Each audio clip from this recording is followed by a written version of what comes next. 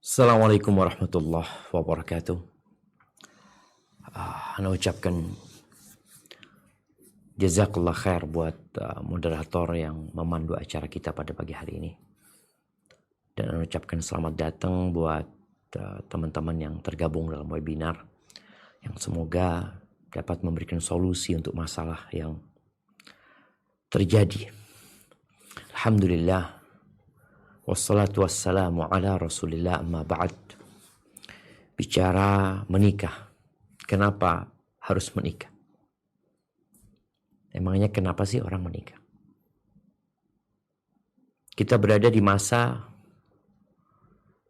yang pernikahan ini menjadi rumit.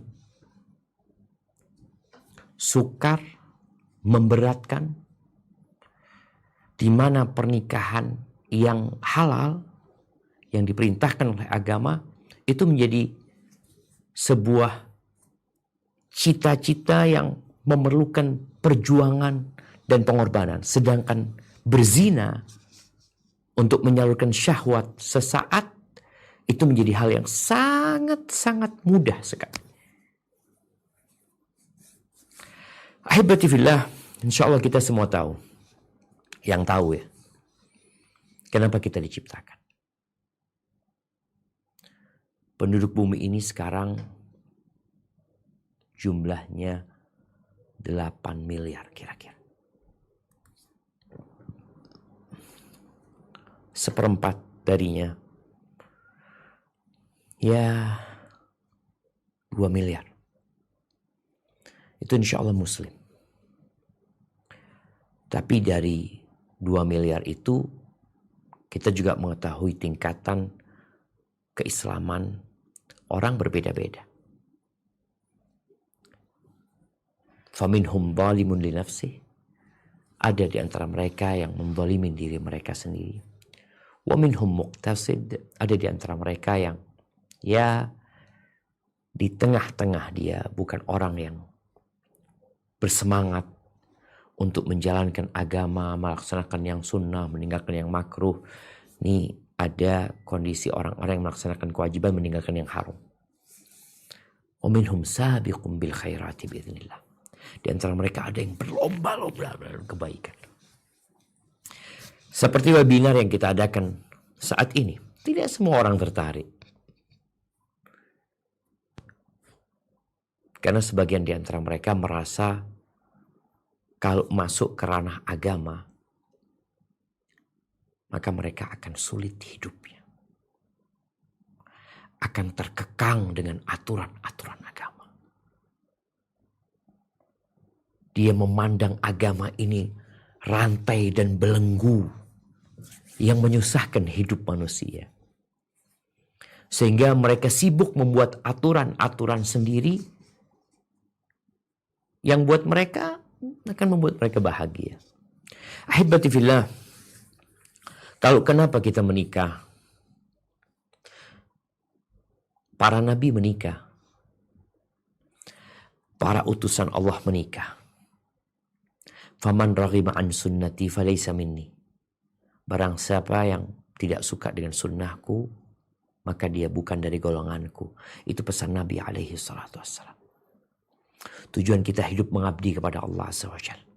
Kita gak lama di muka bumi ini. Semua kesenangan, semua kelezatan, semua kenyamanan itu akan berakhir. Dan kita semua sudah melihatnya.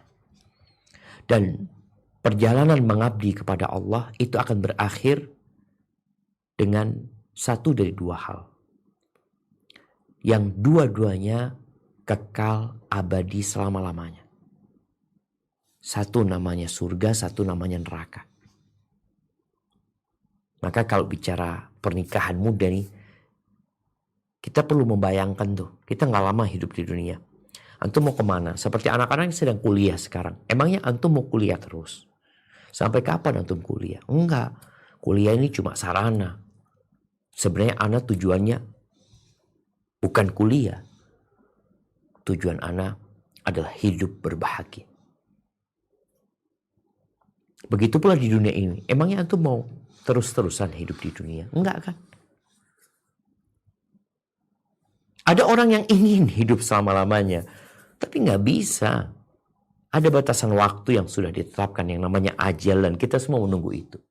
Dan dalam perjalanan menuju kepada Allah, menuju kepada pencipta yang memberikan segala-galanya, yang menyediakan surga dan neraka, Allah berikan ujian.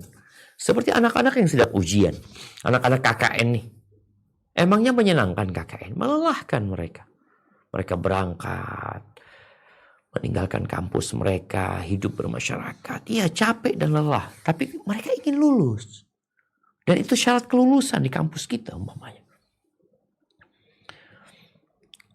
Ada ujian yang besar. Ujian yang besar itu namanya wanita. Ma taraktu fitnatan asyadda ala rijal minan nisa. Kata Nabi SAW, aku tidak meninggalkan sebuah ujian yang lebih berat buat kaum laki-laki melebihi wanita. Ujian. Zuyina linnas hubus syahwat minan nisa. Dicintakan di dalam diri manusia syahwat terhadap wanita. Minan nisa. Tapi kita sekarang hidup di zaman yang udah berubah. Apanya berubah? Manusia yang berubah sebenarnya. Wa illa, kalau kembali kepada fitrahnya, mereka tetap yang namanya laki-laki cinta sama wanita. Tapi ada orang yang berpikir enggak, laki-laki cinta sama laki-laki, wanita cinta dengan wanita, dan mungkin nanti mereka akan pindah kecintaannya kepada binatang. Na'udzubillah min dzalik. Taib, kita punya syahwat. Syahwat itu membara. Ada fase dari kehidupan di mana di fase itu manusia berubah, yang dinamai dengan baligh, dengan bermimpi atau dengan tumbuhnya bulu-bulu di fisiknya. Yang wanita dengan datang bulan, mereka masuk ke fase baligh, di mana malaikat mulai mencatat amal perbuatan dia. Yang sebelumnya kalau dia berbuat jahat, ya nggak dicatat. Tapi setelah baligh, setelah berakal, maka semua dicatat. Maka diperintahkan dalam agama kita untuk menundukkan pandangan, dalam rangka menjaga fitnah syahwat tersebut. Diperintahkan bagi para wanita dan para laki-laki untuk menutup aurat mereka. Kenapa? Agar engkau gak jadi binatang. Engkau manusia. Kita sering ya mengatakan hak asasi manusia. Iya, itu hak asasi manusia. Ingat, engkau manusia, engkau bukan binatang. Maka bagaimana mempertahankan kemanusiaan manusia? Dengan cara apa? Ada aturan. Engkau pakai pakaian, binatang gak pakai baju. Sekarang manusia, entahlah karena apa, manusia yang berubah zamannya ini sebenarnya ya seperti itu. Dimulai dari pagi, diakhiri dengan malam. Kita melihat sekarang kucing dipakein baju, anjing dipakein pakaian, atau binatang-binatang yang lainnya. Sebagian manusia membuka pakaiannya. Lupa kalau dia manusia dan itu binatang. Memang kayak gitu, itu tuh binatang. Tapi apa solusi sekarang ketika syahwat itu sudah ditanamkan? Dia solusinya ikutin aturan yang ada. Agama hadir untuk membahagiakanmu. Agama hadir untuk mengangkat derajatmu. Agama hadir untuk mengangkat harkatmu. Agama hadir untuk membuatmu sukses dalam kehidupan yang sebentar ini dan kehidupan yang selanjutnya. Tapi ada sebagian orang yang senantiasa berpikir agama ini sumber masalah. Na'udzubillah min dzalik. Larangan berkhalwat. Nggak boleh laki-laki sama perempuan berduaan. Perintah wanita untuk tinggal di rumah. Waqarna fi buyutikunna. Tinggallah kalian di rumah kalian. Lu gimana perempuan kalau suruh tinggal di rumah? Iya. Karena Islam memuliakan wanita. Dan engkau sebagai laki-laki, engkau yang bekerja. Engkau yang memberikan nafkah. Engkau yang harusnya berkeringat. Yang seharusnya di rumah santai. Mempersiapkan generasi masa depan. Tapi kita lihat kondisinya berubah. Manusia-manusia yang berubah sebenarnya. Maka Imam Syafi'i di masa beliau tahun 204 beliau meninggal ya. Banyak orang yang senantiasa mencela masa. Zamannya kayak gini. Memang udah berbeda. Zamannya gak kayak dulu lagi. Ini pemikiran yang salah. Zamannya gak berubah. Terus yang berubah siapa? Manusianya yang berubah.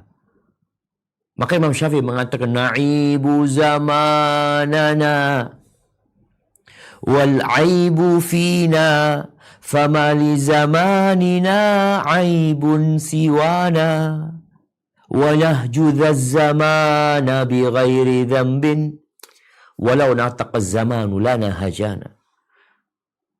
Kita itu selalu menyalahkan zaman. Sedangkan inti permasalahan itu di kitanya. Kitanya yang bermasalah.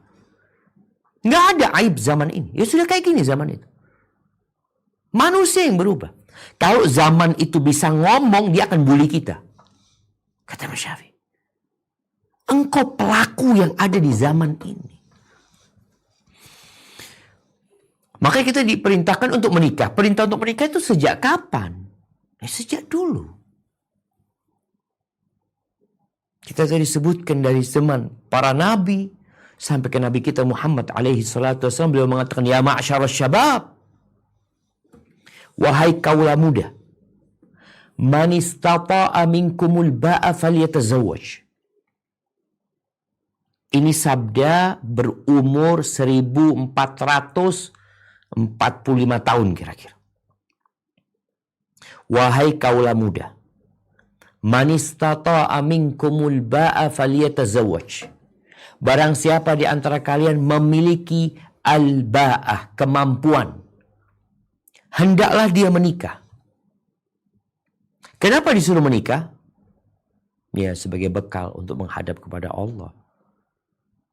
Fa innahu aghaddu lil basar wa ahsan lil farj. Karena menikah itu lebih akan menolongmu untuk menundukkan pandanganmu dan menjaga kemaluan. Nggak mampu, jangan nikah. Maka kalau bicara kaula muda antara cita dan realita yang mau nikah muda ini, loh, engkau mampu nggak? Nggak mampu, jangan nikah. Karena orang yang nggak mampu, dia memaksakan diri untuk menikah, yang ada berantakan rumah tangga. Kalau kita membaca ya jurnal-jurnal yang dibuat yang berkaitan dengan pernikahan dini ya, yang dikatakan ini menyebabkan banyak masalah, bukan masalah umurnya. Masalah kualitas manusianya. Dia nggak mampu tapi nikah. Bukan masalah umur. Ada orang umur 30 tahun belum mampu nikah, jangan nikah. Lu kok nggak mampu? Oh, saya sudah umur 30 tapi engkau nggak mampu. Yang ada engkau akan mendolimin istrimu. Engkau akan mendolimin anak-anakmu. Ucapan Nabi SAW, yang mampu. Yang nggak mampu puasa. Loh, aku punya syahwat, iya ada solusi, nggak harus nikah. Tujuannya nikah jelas. Dan di situ ada tanggung jawab yang besar. Dan dalam agama kita nggak ada jemaah. Kalau bicara alasan seorang berzina, yang nggak ada. Ini kok disuruh nikah, ada solusi. Nggak mampu puasa. Jadi segera menikah. Tapi gimana?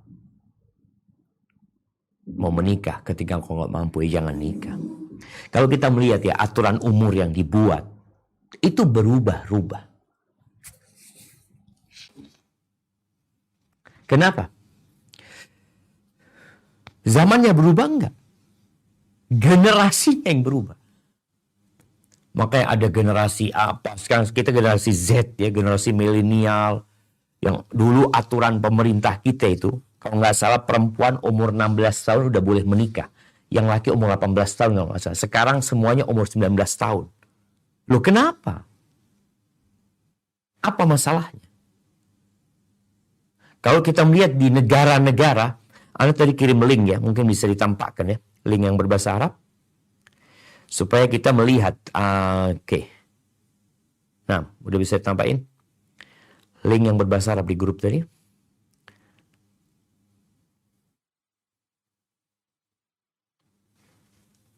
Nah, baik, bisa diperbesar.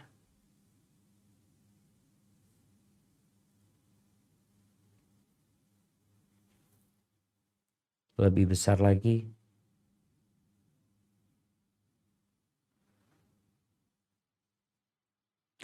Baik, mudah-mudahan bisa dibaca ya. Kita lihat nih, negara-negara berbeda-beda memberikan aturan. Umur berapa orang itu boleh menikah. Di Antigua Barbuda, mungkin umur 18 tahun. Argentina 16 tahun buat wanita. Itu Argentina, 16 tahun buat wanita, 18 tahun buat laki-laki. Nimsa ini Austria ya, 16 tahun. Kuwait 18 tahun, Azerbaijan 17 buat wanita, 18 buat laki-laki nih ya. Bangladesh 18 perempuan, 21 laki-laki. Barbados ini mungkin 16 tahun buat laki dan wanita. Benin 15 sama 18 buat laki-laki. Bosnia 18 tahun buat laki-laki dan wanita. Brazil 21 tahun. Burkina Faso 17 buat perempuan, 20 tahun buat laki-laki. Chili 18 tahun buat laki-laki dan wanita. Ini Republik Czech, tahu itu aja ya. Czech 18 tahun. Kemudian ada Kroasia 18 tahun, Kuba 18 tahun, Qatar 16 tahun buat wanita, 18 tahun buat laki-laki. Siprus ini ya, Siprus 18 tahun, Denmark 18 tahun, Republik Dominikan 18 tahun, Fiji, Finland, Perancis 21 tahun, Yunani, Jerman, Saudi, Guatemala 18 tahun, kemudian Ghana atau Guinea 17 tahun sampai 18 tahun. Ini Major ini negara apa lupa nah. 18 tahun. Kemudian Israel 17 tahun, bayangin. Di Indonesia 19 tahun ya, Israel 17 tahun. Italia 18 tahun, Jordania 18 tahun ya. Kemudian Libya, Mali 15 tahun buat wanita, 18 tahun buat laki-laki. Meksiko antara 14 sampai 16 tahun. 16 sampai 18 tahun untuk laki-laki. Ini tergantung wilayahnya. 14 sampai 16 sudah bisa nikah. Mongolia 18 tahun. Ini Mont Black ya. Jabal Aswad. Ini 18 tahun. Belanda 18 tahun. Kemudian Niger 15 tahun buat wanita, 18 tahun buat laki-laki. Filipina 18 tahun ya. Kemudian Romania 16 tahun buat wanitanya, 18 tahun buat yang laki. Rwanda, tab ini Sri Lanka 18 tahun. Tab Anda lihat yang Amerika 16 tahun sampai 18 tahun. Tergantung wilayahnya. Inggris ini bukan Amerika, Inggris 16 tahun sampai 18 tahun buat laki-laki. 16 tahun buat wanita, 18 tahun buat laki-laki. Kemudian Amerika beragam, Venezuela 14 tahun, Venezuela zaman sampai 16 tahun. Yaman 15 tahun. Kenapa anak ingin menyampaikan data ini? Supaya kita tahu. Manusia ini tatkala menentukan batas umur untuk menikah, apa yang menjadi sandaran? Yang jadi sandarannya mereka melihat anak-anak itu udah siap menikah pada masa itu. Jadi bukan masalah zamannya, tapi persiapan untuk anak-anak. Kenapa di sana 16 tahun boleh menikah, di negeri kita 19 tahun? Kenapa? Ini menunjukkan kualitas orang Indonesia umur 19 tahun itu belum siap nikah. Atau sebelum 19 tahun itu belum siap untuk menikah. Apalagi kalau bicara generasi sekarang, generasi strawberry. Boleh jadi ya, 5 tahun ke depan nikah itu umur 25 tahun. Boleh jadi nanti berubah lagi umur 37 tahun mungkin. Kalau memang manusianya tidak dipersiapkan. Karena kita melihat anak-anak muda sekarang, kalau dulu kita bukan bicara zamannya, kita bicara kualitas manusianya, bagaimana pendidikan yang ada pada waktu itu, mendidik anak-anak untuk matang sejak dini. Umur 12 tahun, sudah menikah dahulu. Imam Syafi'i mengatakan pernah ketemu nenek paling muda. Umur 21 tahun dia jadi nenek. Iya kalau nggak salah. Dia menikah umur 10, punya anak umur 11, anaknya menikah umur 10, dan punya cucu umur 21 atau umur 22. Kok bisa ya dahulu seperti itu ya? Kalau sekarang akan dianggap, oh ini pernikahan di bawah umur. Kenapa? Karena kitanya yang menciptakan manusia ini nggak bisa apa-apa. Kita akan katakan dia di bawah umur. Padahal kita dapat melihat sekarang anak-anak membuli saudaranya. Anak-anak membunuh, anak-anak berzina. Dan kita katakan di bawah umur kejadian itu. Ya, sebelum kita lanjutkan ke sana, bagaimana ternyata masa muda dia yang lalu itu, anak itu balik dan akil di waktu yang hampir bersamaan. Sekarang dia sudah balik, akalnya belum ada. Akalnya belum ada. Lalu kemana akalnya? Ya kita yang membuat akal mereka tumbuh lambat. Sehingga nunggu waktu untuk menikah nanti. Tadi Anda sudah bacakan ya, umur-umur pernikahan. Sekarang anak ingin sampaikan penyaluran syahwat. Orang yang beriman itu menyalurkan syahwatnya dengan syariat. Menikah tadi. Nggak mampu puasa. Tapi di negara-negara yang tidak beriman ya. Tunggu, Anda tadi udah. Mungkin Anda udah kirimkan tadi. Ya, Jepang menaikkan. Coba, oke. Jepang naikkan usia legal hubungan seks ya. Ini menyalurkan syahwat. Di dalam agama kita menyalurkan syahwat tadi udah kita fahami bersama. Di Jepang kita lihat bagaimana mereka menaikkan usia legal berhubungan seksual dari 13 tahun menjadi 16 tahun. Artinya orang berzina umur 13 tahun itu legal. Kemudian dirombak nih menjadi 16 tahun. Bukan menikah ya, berzina. Kapan dia boleh berzina? Tapi ini di Jepang. Tapi kita lihat negara lain, di Eropa. Mereka menetapkan usia 14 tahun. Dan 16 tahun sebagai usia legal berhubungan seksual, zina. Jerman, Italia, Portugal, Austria menetapkan 14 tahun sebagai usia legal berzina. Di Britania Raya, Spanyol, Ukraina, Belanda, Belgia, Swiss, hingga Finlandia 16 tahun jemaah. Mereka melegalkan hal itu. Sementara di negara-negara Asia lebih beragam, yakni 12 hingga 21 tahun. Namun disebutkan terdapat pula negara-negara melarang seks pranikah dan tidak memiliki batas usia untuk seks dalam pernikahan. Seperti Pakistan, Iran, Afghanistan, Arab Saudi, Uni Emirat Arab, Yaman, Oman, hingga Qatar. Taib. Sudah, antum dapat melihat ya. Mereka tidak berpikir menikah. Mereka berpikir menyalurkan syahwat. Loh, orang tadi bicara balik. Dia punya syahwat, dia boleh menyalurkan syahwatnya, oh dia umur itu. bukan diarahkan untuk menikah, bukan dimatangkan. Ini yang seharusnya jadi masalah sekarang. Kalau bicara menaikkan umur, boleh jadi umur 19 tahun yang sekarang ditetapkan oleh pemerintah, orang belum matang. Kenapa? Karena memang kita tidak mematangkan dia. Emangnya yang menikah umur 25 tahun nggak bercerai-cerai mereka? Nah, dan boleh jadi yang umur yang menikah ini bicara bukan bicara umur ya, bicara kesiapan. Dan alhamdulillah di negara kita pun ada celah ketika seorang mau menikah sebelum umur 19 tahun, ada aturannya. Dia harus ke pengadilan. Jadi memang pemerintah benar-benar ingin memastikan orang ini siap untuk menikah. Dan subhanallah, anak mendapati orang wanita menikah umur 15 tahun.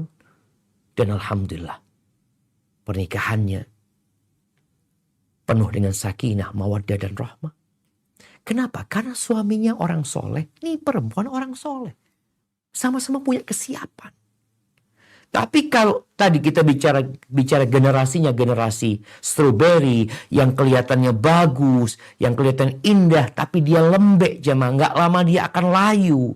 Yang mudah baper ya, yang belum bisa mengontrol emosinya. Dalam agama kita, orang yang sudah baligh dan akal ya, tentunya dia berakal, bukan orang gila. Itu semua aturan syariat dia dituntut untuk menjalankan. Umur 18 tahun berada di medan perang sebagai panglima perang. Dan kita merasakan itu. Antum lihat generasi sebelumnya. Generasi sebelum Z ini apa namanya nggak tahu. Generasi yang 50-an ya. Mereka nggak lulus SD tapi jadi sukses dalam kehidupan rumah tangganya. Dalam urusan ekonomi dan bisnisnya.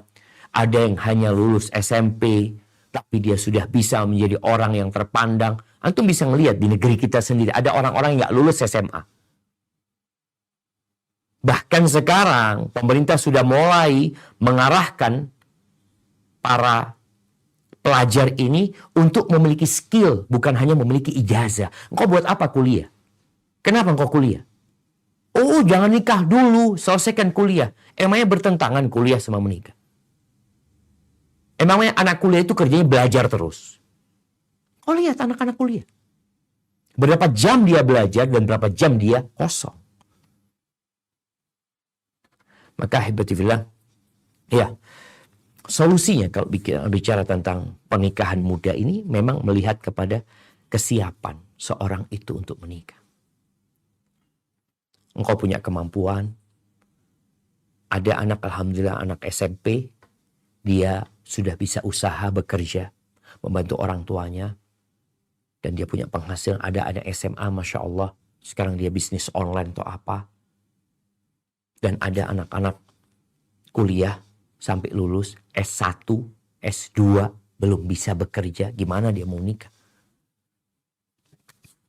Ana rasa ini menjadi mukaddimah sebelum kita masuk ke diskusi ya. Jadi intinya mempersiapkan generasi masa sekarang yang disebut generasi strawberry ini. Bagaimana dia terhindar dari perzinaan. Yang orang sudah punya kecondongan untuk berzina sejak balik. Dan kita juga sudah melihat anak SD, SMP melakukan perzinaan, melakukan pemerkosaan. Itu ada yang beritanya terkadang memang tidak di blow up. Dengan harapan, ya kita tidak ingin perzinaan itu tersebar. Tapi bagaimana kita menghindarkan anak-anak dari berzina, mereka menikah. Kalau ternyata kita tidak mempersiapkan umur 19 tahun lulus SMA. Tapi di SD kita tidak ajarin dia bagaimana menjadi suami yang soleh. SMP juga kita tidak ajarkan tentang hak dan kewajiban menjadi seorang suami. SMA juga nggak ada. Terus mau nikah dia. Emangnya ada pelajaran di SMA? Bagaimana menjadi seorang suami? Bagaimana menjadi seorang istri? Bagaimana memanage konflik yang terjadi ketika engkau menikah? Nggak ada. Wah, Anda nggak tahu, mungkin Anda salah. Tapi coba dilihat di mata pelajaran yang ada. Emang anaknya dipersiapkan untuk apa? Untuk hidup manja, bersenang-senang, kemudian nikah, ribut dia. Maka perlu dipersiapkan. Dan skill, anak-anak bagaimana dikasih skill. Dan pada akhirnya semua kembali kepada pribadi-pribadi kita. Minta tolonglah kepada Allah Azza wa Jal tatkala engkau memang mau menikah, dan persiapkan nih anak-anak SMP, anak-anak SMA, engkau punya waktu luang loh. Gak semuanya untuk belajar waktumu. Dan engkau belajar juga berpikir untuk bekerja. Kalau engkau sudah bisa bekerja pada waktu SMA, manfaatkan waktu kosongmu untuk bekerja. Sehingga engkau punya kesiapan untuk menikah. Lulus SMA menikah. Kalau memang kita lihat umur 19 tahun tuh lulus SMA. Nggak ada pemikiran, oh nunggu selesai kuliah, nggak. Yang ada, kapan kau siap dan punya kemampuan, bismillah. Dan pernikahan itu mudah, kita yang bikin ruwet. Harus dengan diadakan acara yang wah, yang mewah, ini dan itu. Kembali lagi. Apa tujuanmu hidup dan apa tujuanmu melakukan pernikahan. Barakallahu fiik, Anda kembalikan ke moderator. Jazakumullah khair. Baik, kami ucapkan terima kasih. Syukran jazakallahu khairan. Wa barakallahu fiik kepada narasumber kita, pemateri kita di pagi hari ini, Ustadz Syafiq Riza Basalamah LCMA.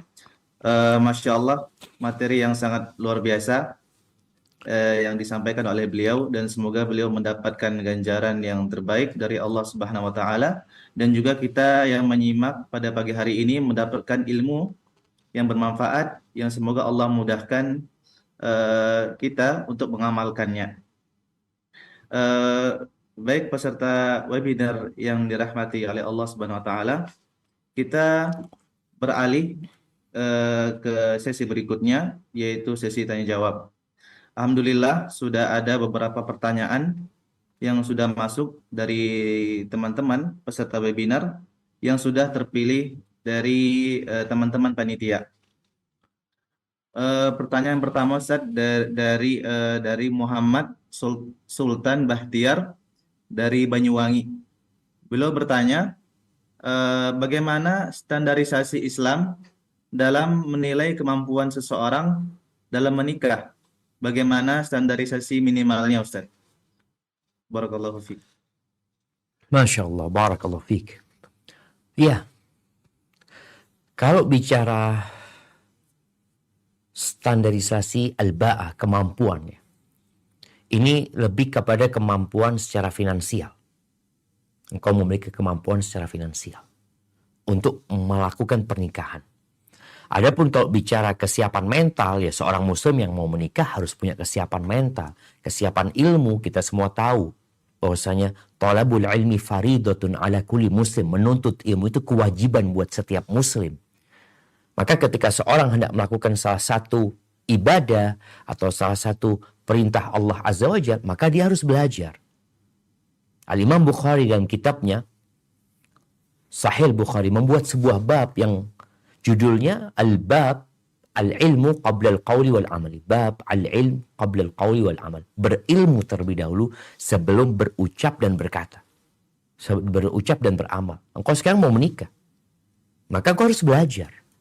Itu dalam agama kita. Kalau kemampuan finansial mau nggak mau, engkau gimana mau menikah? Engkau tidak punya harta yang dapat engkau jadikan mahar. Engkau tidak punya kemampuan untuk memberikan nafkah kepada dia. Maka harus punya ilmu. Bicara ilmu ini, ya tadi Anda sampaikan. Emangnya kita ajarkan ilmu itu? Kalau kita kasih patokan umur 19 tahun, apa solusi yang kita berikan? Anak-anak itu berarti umur 19 tahun dia harus belajar tentang bagaimana tadi menjadi seorang suami. Dia harus belajar tentang kewajiban-kewajiban menjadi seorang suami. Yang kedua, dia harus belajar tentang hak-hak istrinya. Yang ketiga, dia harus belajar bagaimana membina rumah tangga ini dengan seorang istri yang dia nggak kenal sama dia, yang penuh dengan kekurangan, dia juga penuh dengan kekurangan. Jadi ada ilmu pengetahuan yang harus dia pelajarin sebelum dia menikah. Kalau tidak, ya dia akan menikah yang ada perceraian. Dia akan menuntut istrinya yang bukan kewajiban istri. Mereka nggak tahu dia. Dia akan marah-marah sama istrinya, seharusnya dia bersabar. Maka kalau bicara standarisasi ini yang jelas berilmu sebelum beramal. Jadi kemampuan secara finansial itu menjadi satu hal yang lazim. Adapun bicara kesiapan mental ilmu itu menjadi kewajiban seorang muslim. Dia mau bekerja, dia mau berdagang, jangan mau menikah, dia mau berdagang. Dia harus belajar tentang bagaimana ilmu perdagangan, bagaimana halal haram. Yang kita lihat sekarang ini, yang ada itu standar untuk menjadi S1. Harus lulus ini baru jadi S1 ya. Tapi standar yang ada untuk menjadi seorang suami itu nggak ada. Ya kalau kita lihat di banyak tempat ya. Jadi intinya kalau bicara standar kemampuan itu kemampuan secara finansial, adapun kemampuan secara ilmu itu menjadi kewajiban bagi setiap muslim untuk belajar ilmunya, ilmu tentang yang akan dia hadapin, ilmu tentang yang akan dia kerjakan. Dan ada usaha di KUA umpamanya yang mereka orang sebelum menikah dikasih training ya. Training berapa lama? Training ini harus benar-benar di waktu yang berkesinambungan ya. Kalau bicara anak SMA, sudah diajarin hak dan kewajiban suami. Kalau memang tadi persiapan lulus bisa menikah. Hadza wallahu a'lam bissawab. Nah. Baik, Ustaz, terima kasih. Syukran jazakallahu khairan atas jawaban yang telah diberikan. Semoga jawaban ini bisa memberikan pemahaman bagi yang bertanya khususnya dan juga dan juga bisa memberikan manfaat kepada kita semuanya. Amin ya rabbal alamin. Kami umumkan sekali lagi bagi peserta yang ingin bertanya bisa menulis pertanyaannya dan mengirimkannya ke panitia bagian tanya jawab atau panitia INE ketika berlangsungnya acara dengan format nama, asal, dan pertanyaan. Baik Ustaz, kita ke pertanyaan selanjutnya, yakni dari Aisyah dari Solo.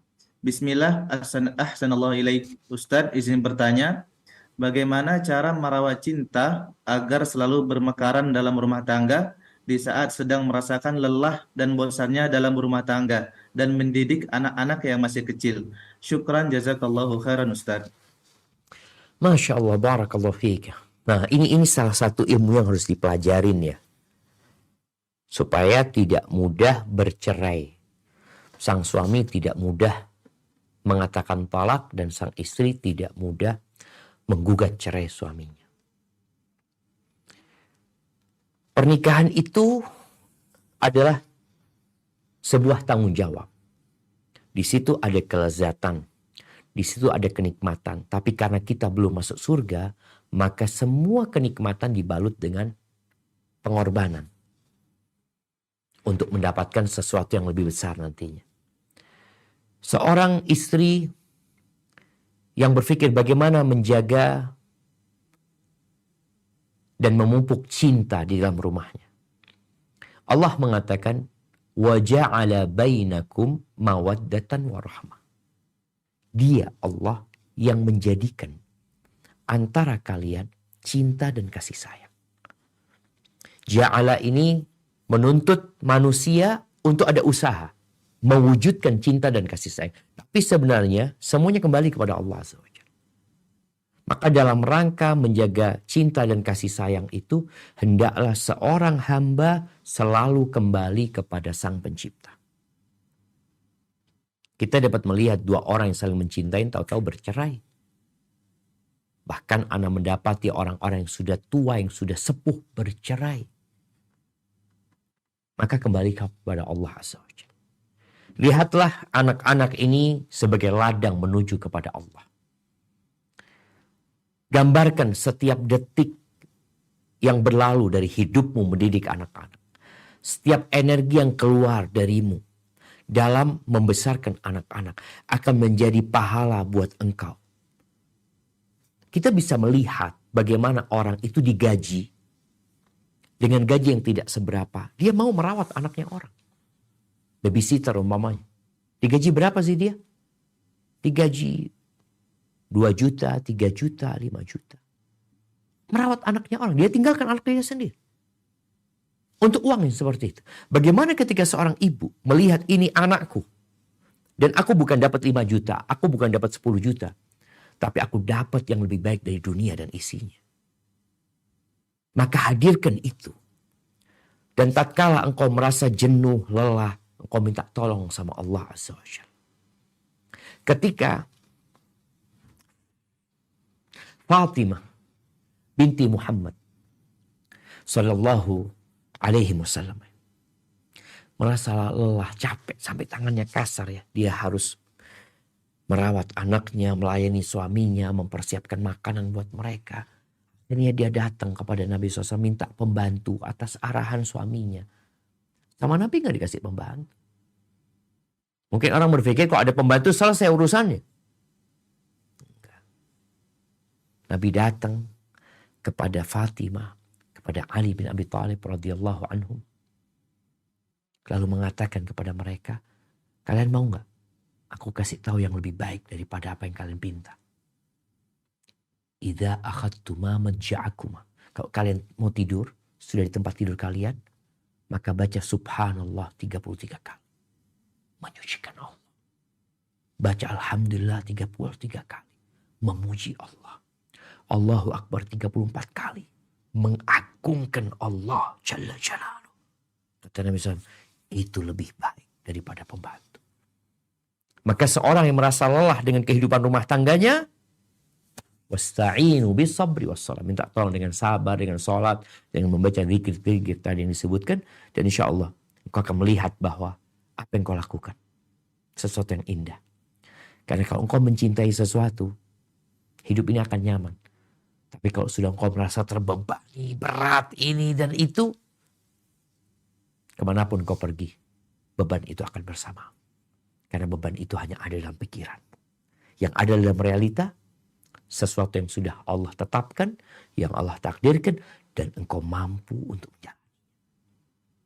Barakallahu fikum. Nah. Baik, jazakallahu khairan wa barakallahu fikum atas jawaban yang telah diberikan. Ustadz, kita ke pertanyaan selanjutnya. Ini Ustadz, mohon pencerahannya Ustadz. Hamba Allah dari Jakarta, beliau bertanya, saat ini saya baru-baru ini mulai tertarik dengan sesama jenis. Karena dengan lelaki saya merasa tidak percaya lagi. Sempat khawatir dan takut menikah. Namun saat ini saya takut juga terjerumus zina dengan wanita.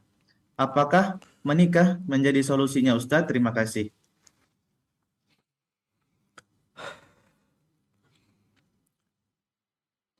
Semoga Allah menyelamatkan kita ya. Menjaga kita, melindungi keluarga kita, anak keturunan kita dari kemungkaran dan kekejian. Munculnya kecondongan kepada sesama jenis. Itu dipicu oleh banyak faktor. Salah satunya adalah kekecewaan dengan laki-laki. Kekecewaan dengan ayahnya. Yang dia melihat menzalimin ibundanya. Kekecewaan dengan iparnya. Yang menzalimin saudarinya. Kekecewaan dengan lingkungan yang ada. Maka apa yang harus dilakukan? Ketahuilah bahwa engkau hamba Allah. Syahwatmu itu kepada laki-laki, bukan kepada wanita. Syahwat yang ditanamkan itu kepada laki-laki. Tapi kalau sudah syahwatnya berubah, berarti ada penyakit yang harus diobati. Bagaimana cara mengobatinya? Yang pertama tentunya kembali kepada yang menciptakan engkau. Meminta tolong kepadanya. Lalu yang kedua, engkau adalah khalifah yang diciptakan untuk melanjutkan kehidupan di muka bumi ini. Seorang yang laki-laki dengan laki-laki, wanita dengan wanita, tutup negaranya ketika itu dilegalkan. Dan itu tentunya bertentangan dengan agama dan menyebabkan murka Allah turun. Kemudian kalau bicara apakah solusinya menikah? Iya, salah satu solusinya adalah menikah. Tapi juga menghindari dengan kawan-kawan yang mungkin engkau tertarik sama dia. Tundukkan pandanganmu.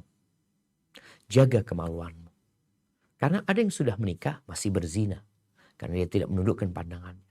Ada yang sudah menikah, na'udzubillah, dia masih juga suka dengan sesama jenis. Ada. Karena ada laki-laki dan wanita yang menikah hanya untuk menutupi aib dia. Tapi sekarang aib ini mau dibuka, mau diangkat agar tidak menjadi aib. Agar orang berani menyampaikan dan mengumumkan orientasi seksual dia. Ya Allah jemaah, apa yang perlu diumumkan? Engkau laki-laki, ya harusnya suka sama perempuan. Engkau perempuan seharusnya suka sama laki-laki. Ketika orang mengumumkan orientasi seksual dia sedang sakit. Pengumuman itu menunjukkan aku nih sedang sakit, tolong diobatin. Tapi yang jadi masalah dia tidak mau mengatakan sakit. Maka nasihat ana, engkau menikah, engkau hendaklah meninggalkan kawan yang tadi engkau tertarik sama dia. Engkau tundukkan pandanganmu. Laki-laki yang suka sama laki-laki tundukkan pandangannya, beristighfar mohon pertolongan sama Allah Azza wa Jalla. Hindari tempat-tempat yang menyebabkan syahwat yang gak jelas itu akan bermuara ke kemurkaan Allah Azza wa Jalla. Dan semoga dengan cara seperti itu Allah sembuhkan engkau dan ketahuilah kalau mau nikah itu tidak sembarangan memilih laki-laki. Udah ada aturannya. Maka di sini problematika yang terjadi, pernikahan dini yang banyak berakhir dengan perceraian, yang banyak jurnal menulis gara-gara masalah ekonomi, masalah sosial, masalah pendidikan. Masalah utamanya terkadang engkau salah milih pasangan hidup. Engkau salah memilih istri, engkau salah memilih suami. Standar memilihmu itu yang menyebabkan engkau menderita. Makanya orang kalau beli mobil, hanya dilihat dari penampilan luarnya doang. Waduh bagus ini itu warnanya, kinclong, catnya semua orsinil. Dia pegang semuanya. Jadi. Ternyata mogok mobilnya itu. Gak mau jalan mobil tersebut. Disinilah ketika engkau memilih wanita hanya melihat kepada fisiknya. Engkau tidak melihat kepada kejiwaannya. Tidak melihat kepada perasaannya. Tidak melihat kepada ilmunya. Tidak melihat kepada agamanya. Begitu pula yang laki melihat perempuan dari sisi fisiknya doang. Padahal kata Nabi SAW. Fadfar bidati din. Beruntunglah engkau mendapatkan wanita yang agamis. Selamat. Seperti itu. Wallahu a'lam bishawab. Nah. Jazakallahu khairan wa barakallahu fikum Ustaz atas jawaban yang telah diberikan. Kita ke pertanyaan selanjutnya dari hamba Allah Ustaz. Bismillah. Apakah wajar bila kita sering terbayang hal-hal yang berbau intim padahal udah stop nonton atau mencoba rajin puasa? Selain istighfar, apalagi yang harus diperbuat bila bayangan itu muncul? Afwan, Syukran bisa jazakallahu diulangin? khairan. Apakah wajar bila kita sering terbayang hal-hal yang berbau intim, Ustaz? Padahal sudah mencoba rajin puasa, terus selain istighfar, apalagi yang harus diperbuat bila bayangan itu muncul lagi? Masya Allah, barakallahu fiik. Jemaah,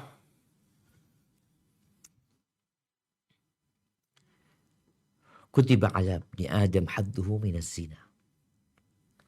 Sudah ditetapkan ya manusia itu bagian dari perzinaan dia. Mata berzina, ya. Telinga berzina, tangan berzina, hati berzina, mikirkan tadi.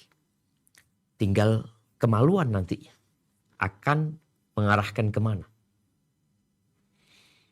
Apa yang harus dilakukan oleh seseorang? Tadi kita udah sampaikan, tundukkan pandangannya. Boleh jadi gak ada wanita di sekitar kita. Karena dia berada di pesantren, dia berada di kampus yang dipisahkan antara laki-laki dan wanita. Tapi dia pegang handphone. Yang dia dapat membuka apa saja yang dia inginkan.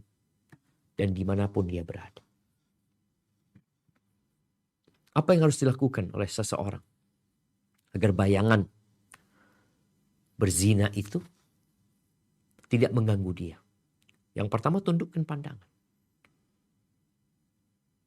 Hindarin berkholat dengan wanita. Kumpul sama wanita. Tempat-tempat yang menyebabkan syahwatmu bangkit. Karena pandangan mata itu anak panah iblis yang beracun. Kita cuma mandang,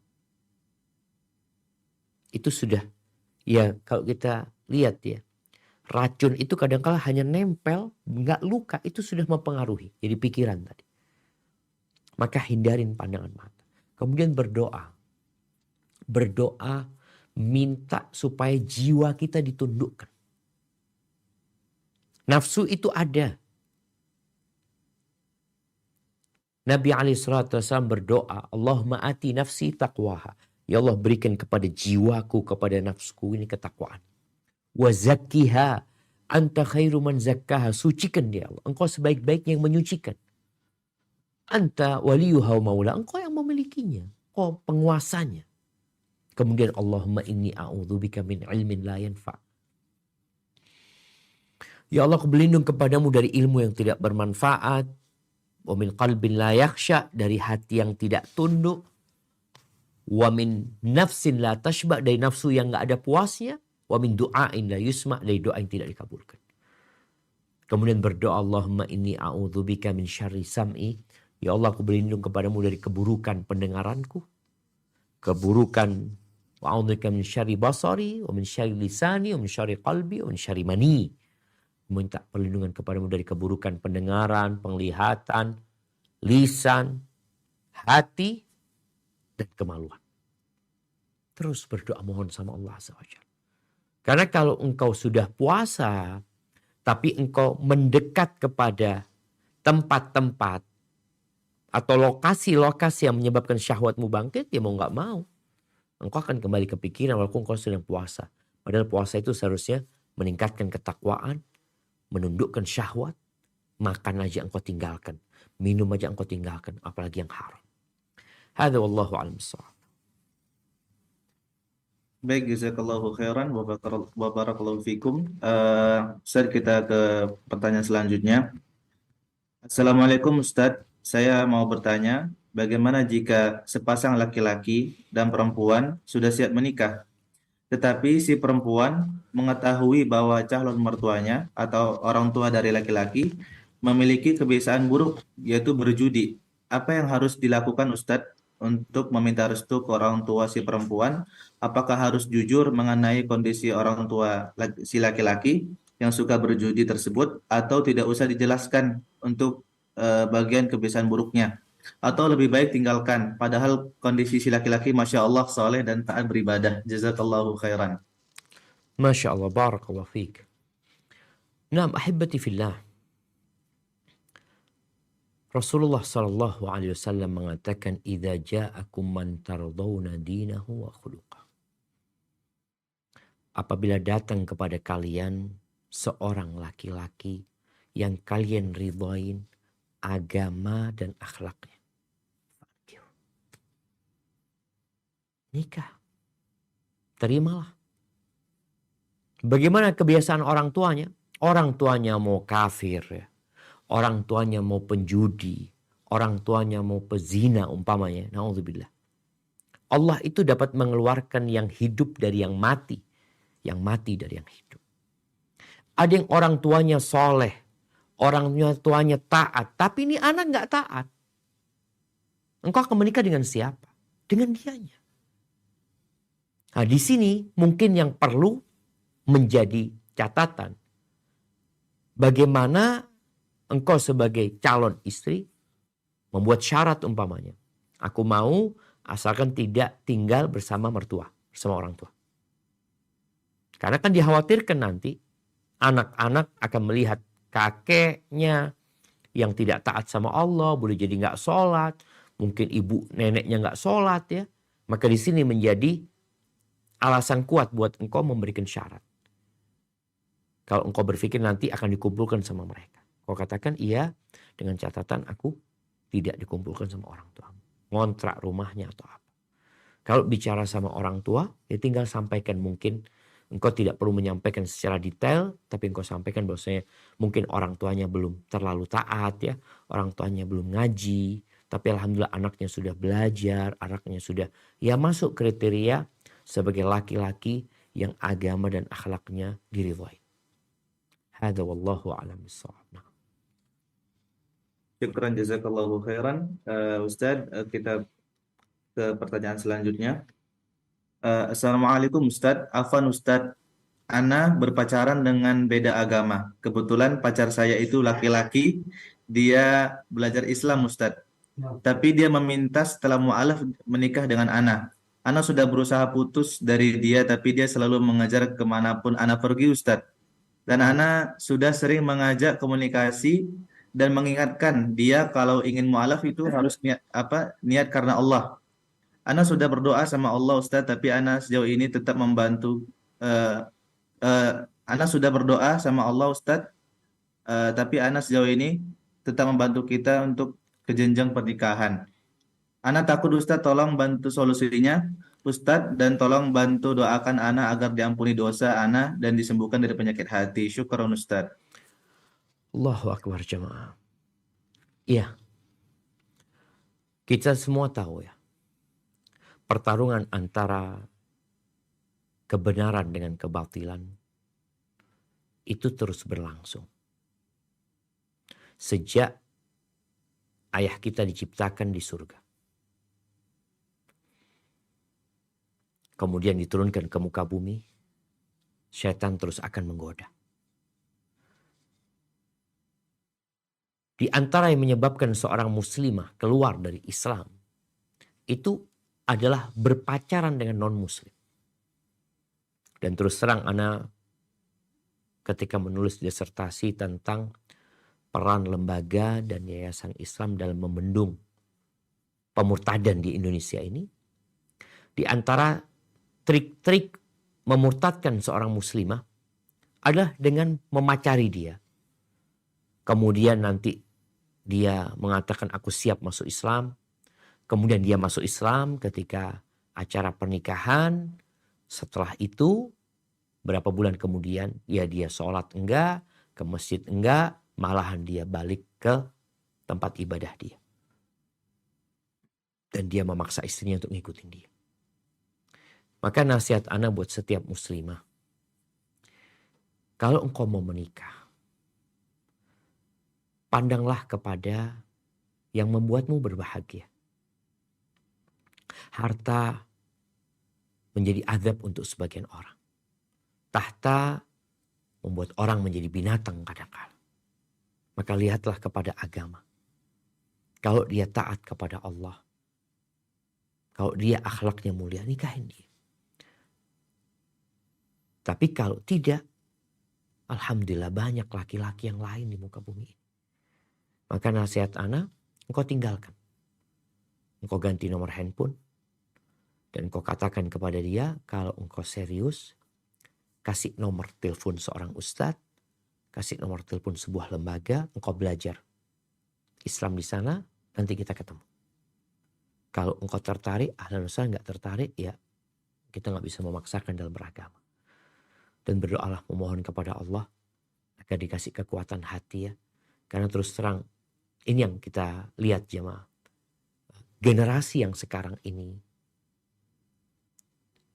rusak. Karena apa?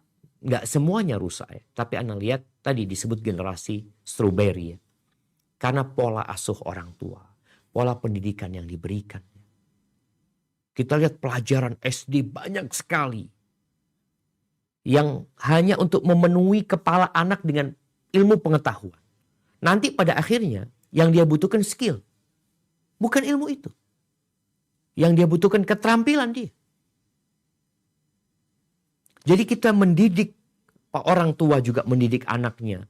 Tidak dengan pola asuh yang tepat. Di sekolah juga anak-anak dapat ilmu yang membuat dia semakin terlambat untuk menjadi dewasa. Semakin terlambat untuk dapat menghasilkan harta. Karena dia perlu sama uang untuk menghidupi dirinya.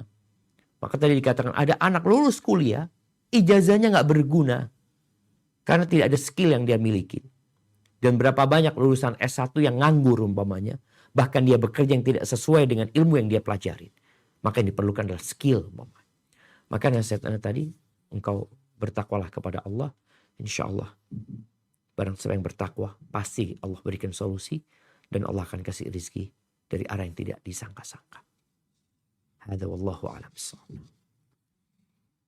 Syukran jazakallahu khairan atas jawaban yang telah diberikan. Kita beralih ke pertanyaan selanjutnya, Ustadz. Lumayan panjang nih, Ustadz. Hamba Allah dari Karawang. Beliau bertanya, Ustadz, saat ini saya sedang patah hati, Ustadz. Seseorang yang saya kagumi telah menikah dengan yang lain. Padahal kita sama-sama menyukai. Hanya saja keluarga saya tidak menyetujui kami menikah. Sehingga ikhwan tersebut menikah dengan akhwat lain. Qadarullah baru 1 bulan berumah tangga, ikhwan tersebut sudah diuji dengan akhlak istrinya yang tidak baik. Ikhwan tersebut menikah karena keadaan yang mendesak. Tetapi dia masih menyimpan rasa terhadap saya, Ustadz. Begitupun saya. Saya sempat akan dikenalkan dengan ikhwan yang lain oleh saudara saya, Ustadz. Tapi saya enggan untuk menerima ajakan saudara saya tersebut. Karena perasaan saya masih tertuju kepada ikhwan tersebut. Serta jika saya menikah, saya takut dan khawatir kelak rumah tangga saya tidak baik karena saya tidak memiliki rasa terhadap suami saya nanti. Mohon nasihatnya Ustadz. Jazakallahu khairan. Barakallahu fiik. Nah, nasihat ana yang pertama, anti putus hubungan sama ikhwan tersebut. Kenapa? Ikhwan itu menikah sedangkan hatinya ada bersama anti. Maka dia akan melihat istrinya akhlaknya nggak baik ya. Ada banyak kekurangan. Wanita itu semua kurang. Dan boleh jadi munculnya akhlak buruk ini karena sikap suami. Maka engkau putus hubungan sama ikhwan tersebut dan sampaikan kepada ikhwan tersebut, itu istrimu, itu wanita yang bengkok, itu wanita yang punya banyak kekurangan, yang tugasmu sebagai suami bersabar menghadapi dia, mendidik dia. Bukan akhirnya engkau mendukung dia untuk berpisah dengan wanita tersebut. Engkau merusak akhirnya. Maka ini kalau engkau memang punya rasa sama dia, engkau sampaikan kepada dia untuk menjaga rumah tangganya, bertakwa kepada Allah Azza wa Jalla. Dan semua bisa diperbaiki. Maka Allah katakan wa ashiruhunna bil ma'ruf, kata Allah, pergaulilah istri-istri kalian dengan cara yang patut. Fa in karihtumuhunna, kalau kalian benci sama mereka, ceraikan mereka. Enggak. Bukan disuruh ceraikan, suruh sabar. Fa asa an takrahu syai'an wa yaj'alallahu fihi khairan katsira. Boleh jadi yang kalian benci di situ Allah jadikan kebaikan yang banyak. Maka di sini berharap istrinya akan baik. Tapi bagaimana dengan engkau? Engkau udah move on dari dia. Oh nggak bisa ini dan itu. Ketahuilah, menikah itu tidak harus cinta. Menikah itu tidak harus cinta. Tapi menikah itu hendaklah sesuai dengan kriteria. Nabi alaihissalatu wassalam menikahi Sofia. Sofia itu gak cinta sama Nabi. Bahkan dia sakit hati sama Nabi SAW. Suaminya dibunuh, ayahnya dibunuh. Maka apa kata Sofia? Fama zala ya'tadhiru ilaih. Nabi itu terus sallallahu alaihi wasallam berusaha minta maaf sama aku, memberikan alasan kepada aku kenapa suaminya harus terbunuh, kenapa bapaknya juga harus dibunuh. Disebutkan alasan-alasan sampai kata Sofia hilang kebencian tersebut berubah menjadi cinta. Dan boleh jadi cinta berubah menjadi kebencian. Ada orang yang menikah yang dimulai dengan cinta, bisa. Dan ada orang yang menikah tanpa ada cinta, tapi karena mereka sama-sama bertakwa kepada Allah, siapa yang menjadikan cinta? Wa ja'ala bainakum mawaddatan wa rahmah. Dia Allah yang menjadikan antara kalian cinta dan kasih sayang. Dan tidaklah dua orang yang saling mencintai dipisahkan melainkan karena dosa yang diperbuat oleh salah satu dari keduanya. Maka bismillah, engkau sampaikan kepada ikhwan tersebut, engkau jangan hubungin aku lagi. Engkau kalau mau curhat tentang rumah tanggamu, curhatlah kepada orang yang alim, yang dapat memberikan arahan kepadamu. Dan aku juga punya masa depan. Aku akan melihat dengan siapa aku akan hidup dalam kehidupan ini. Dan kau istikharah minta pilihan sama Allah SWT. Jangan sampai menolak ya ikhwan yang soleh, yang baik akhlaknya, yang baik agamanya. Karena ditakutkan hidupmu dapat berantakan nantinya. Jangan engkau berpikir kalau engkau hidup sama ikhwan tersebut engkau akan bahagia. Barakallahu fikum.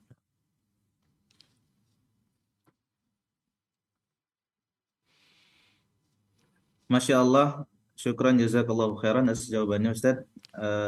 Kita ke pertanyaan selanjutnya dari Saudari Adriani di Bekasi. Assalamualaikum Ustadz, izin bertanya, bagaimana cara menjaga hati dari banyaknya ikhwan yang mendekati dengan alibi ingin menikahi tapi belum pasti? Jazakallahu khair. Tadi, kalau bicara banyak ikhwan yang mendekati, bagaimana mereka kok bisa mendekati? Biasanya bunga yang terbuka itu banyak diminatin. Banyak yang datang. Tapi debu pun datang ke sana. Maka nasihat ana buat engkau jaga diri. Engkau batasin berhubungan dengan mereka. Ketika mereka serius, engkau katakan silahkan alamat rumahku di sini. Dan engkau jumpain orang tuaku. Karena kalau tidak, engkau hanya akan menjadi permainan. Dan berapa banyak buaya darat di sana. Berapa banyak serigala-serigala berbulu domba. Rubah berbulu ayam. Maka engkau hendaklah bertakwa kepada Allah Azza wa Jalla. Kalau engkau orang solehah, wanita solehah, insya Allah yang datang laki-laki soleh. Tapi kalau ternyata engkau tahu dirimu gak solehah. Dirimu hanya cantik secara fisik. Dirimu hanya menarik secara wajah dan rupa. Tapi secara iman mungkin engkau tahu dengan dirimu.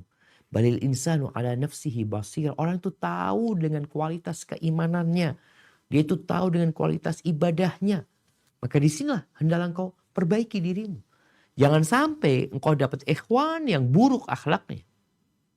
Yang secara penampilan bagus, yang dia serius mau menikah, tapi ternyata dia bukan laki-laki yang pantas menjadi ayah buat anak-anakmu dan suami untuk mendampingi hidup. Maka hendaklah kau bertakwa kepada Allah, menjaga diri dan terus berdoa. Jadilah wanita yang tegas. Karena banyak wanita yang ya suka digombalin sama laki-laki. Kalau anak katakan, kamu salah laki-lakinya. Mereka salah antara dia sama Allah. Dia gak pernah tanya sama anak. Engkau yang bertanya sama aku. Maka engkau yang harus jaga diri. Hadza wallahu a'lam bissawab.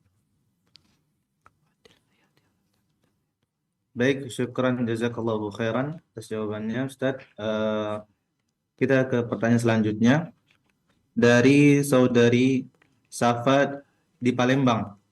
Assalamualaikum Ustadz, saya ingin bertanya Ustadz, bagaimana jika rumah tangga sudah tidak ada lagi harmonisasi antara kedua belah pihak, tetapi sepakat untuk tidak bercerai, tetapi hidup seakan-akan tidak ada jalinan pernikahan di muka umum.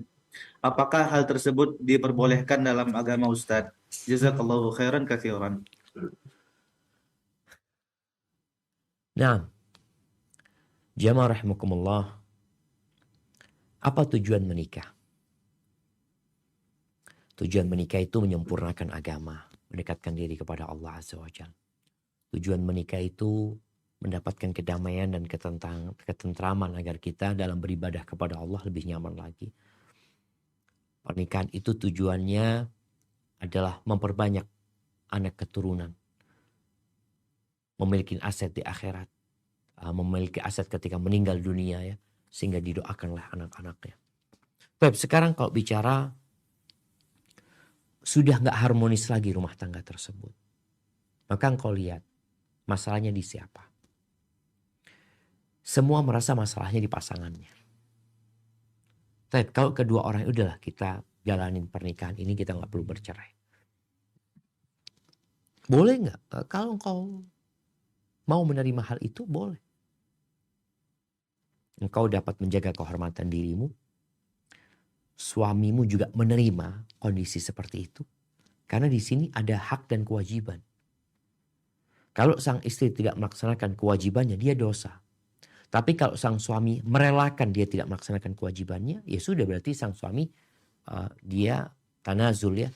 Dia ya tidak menuntut suami istrinya, dan dia juga di hari kiamat dia tidak menuntut hal itu, karena kita tahu Nabi SAW ketika menyebutkan apabila seorang laki-laki memanggil istrinya dan istrinya menolak, fabata ghadban, suaminya marah ya, maka di sini dia anak. Tapi kalau suaminya nggak marah, suaminya ridho, nggak ada masalah.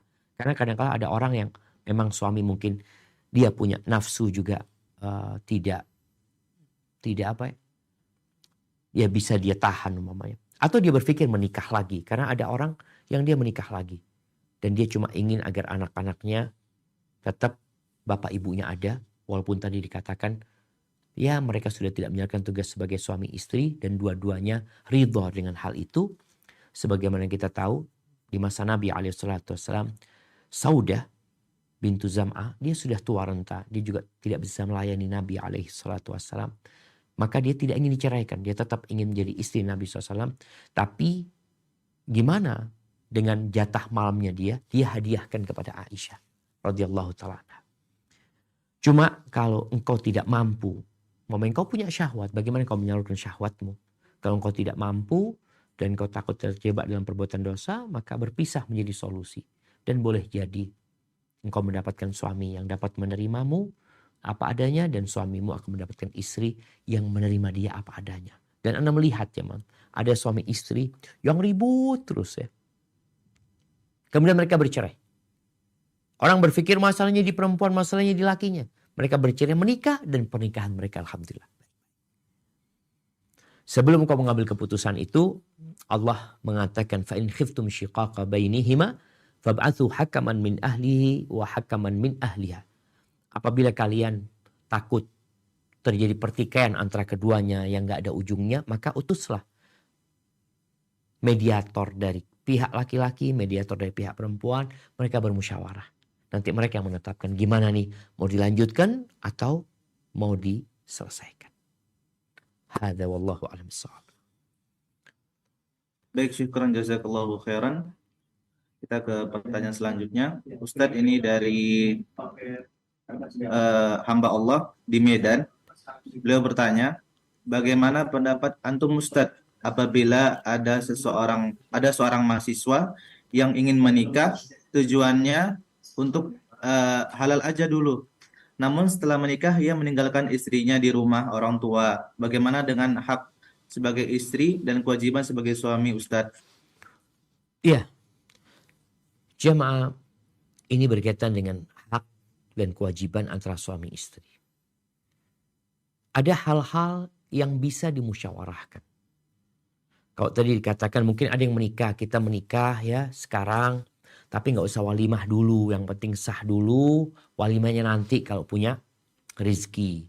Kemudian yang kedua, kita jangan punya anak dulu sampai kita walimah nantinya, karena nanti orang-orang akan berpikiran gimana nih kok hamil, mana suaminya, mana pernikahannya.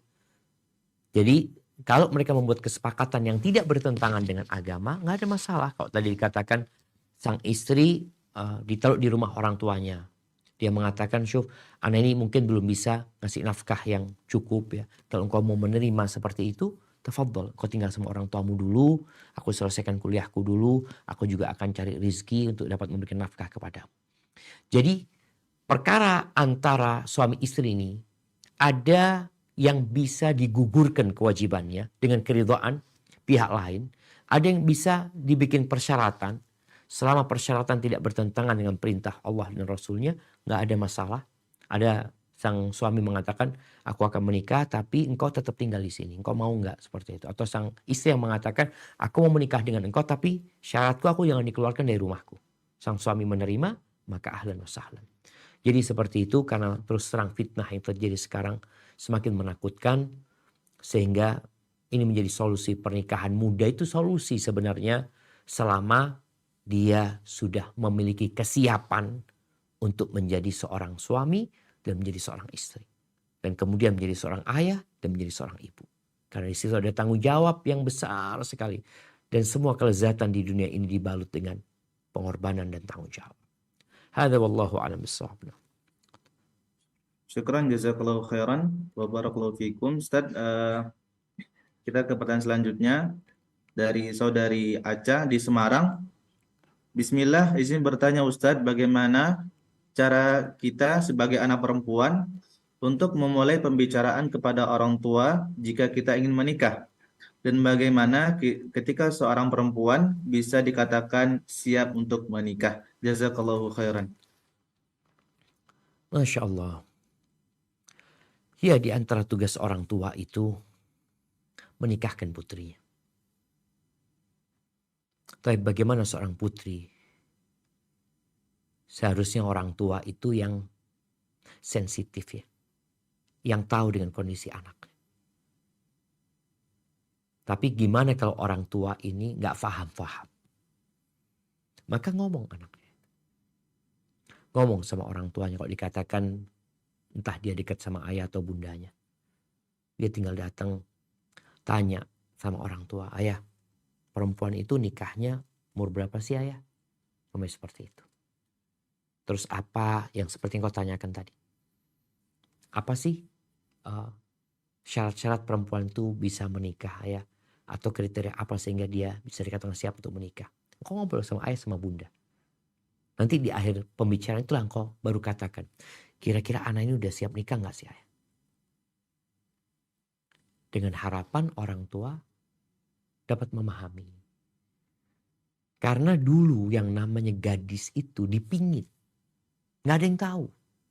Sekarang kan gadis sudah keluar kemana-mana. Sehingga orang semua tahu. Maka di sini engkau dapat meminta kepada ayah untuk dicarikan jodohmu. Carikan calon suamimu. Atau kalau memang sudah ada lelaki yang mungkin kau dapat informasi dia mau melamarmu. Engkau sampaikan ke ayah dan bundamu. Kemudian ingat sebelum engkau nanti melangkah ke depan. Setelah engkau istikharah jangan lupa untuk musyawarah. Dan juga minta tolong sama orang tua untuk mengecek kelayakan calon suamimu itu.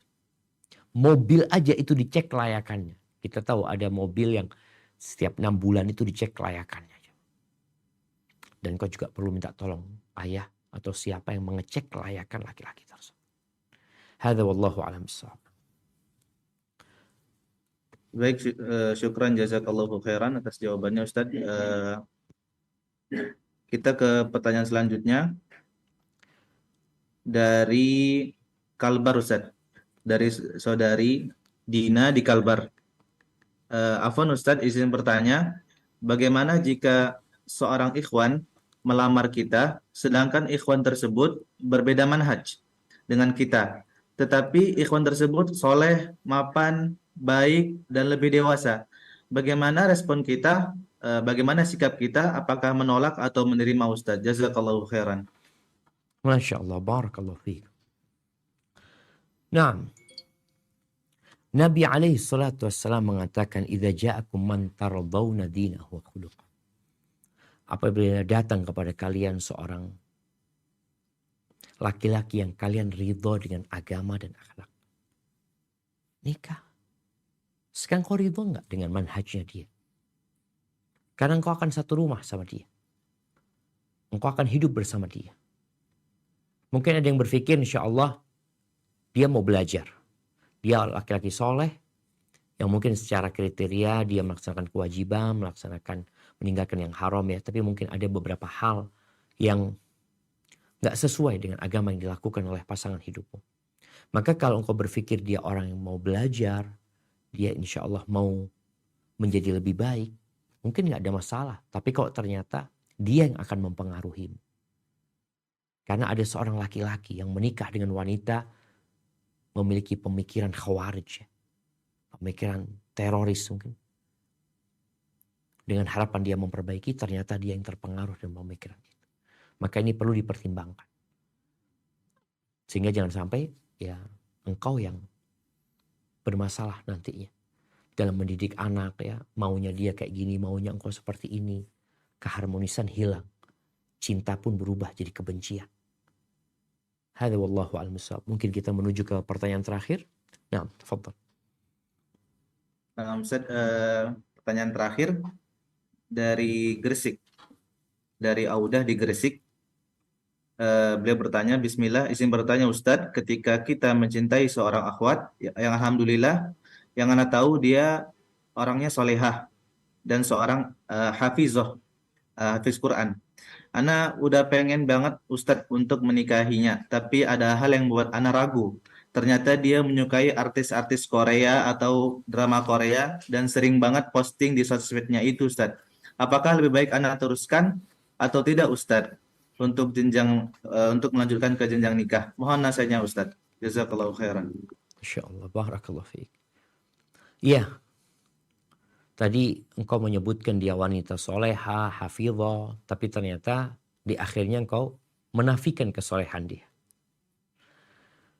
Apa yang harus engkau lakukan? Ya, dia berarti belum soleha. Kalau engkau siap untuk memperbaiki dia, maka itu menjadi pilihan. Karena itu dia sampaikan, kita itu generasi strawberry ya, yang kelihatannya bagus, tapi ternyata lembek. Apalagi kalau yang dia lihat adalah artis-artis Korea, mungkin dia melihat engkau tidak seperti mereka, mungkin dia juga menginginkan kehidupan seperti mereka yang ada di rumah tangga yang kau bina mungkin gak seperti itu, maka engkau yang akan kesulitan. Maka nasihat ana, engkau lihat dia secara agama sudah baik apa enggak. Kalau tidak, jangan ambil resiko. Ada orang yang ambil resiko, insya Allah Anda bisa perbaiki. Anda bisa luruskan. Nah, kalau engkau memang melihat hal itu, engkau menjadi sosok laki-laki yang tegas ya. Dan engkau ketika menikah juga tahu perempuan ini akan nurut dan patuh sama engkau. Karena sebelum menikah kadang-kala ya semua nanti ya akan nurut. Tapi setelah menikah kadang-kala nggak seperti itu. Maka kalau Anda lihat sih, engkau mungkin bisa mencari pilihan lainnya. Sehingga engkau tidak terlalu beresiko ya. Tapi kalau memang kondisinya, ya Allah Ustaz kayaknya susah Ustaz. Ya udah yang ada engkau perbaiki dengan catatan engkau punya konsekuensi memperbaiki dia. Karena tugas seorang suami yang paling agung adalah menyelamatkan istrinya dari api neraka. Dengan mengajarkan kepada dia nilai-nilai kebaikan, dengan mendidik dia untuk menjadi hamba Allah yang taat kepada. Hadza wallahu a'lam bishawab. Itu yang dapat Ana sampaikan. Kurang lebihnya mohon maaf. Ana ucapkan jazakumullah khairan kepada semua partisipan yang bergabung dalam kajian online kita hari ini. Semoga yang kita bahas dapat menjadi wawasan untuk diamalkan dalam kehidupan ini. Sehingga semua bisa berumah tangga dalam meraih keridhaan Allah Azza wa Jal. Dan mendapatkan sakinah, mawaddah dan rahmah. Jazakumullah khairan. Ana mohon undur diri. Assalamualaikum warahmatullahi wabarakatuh.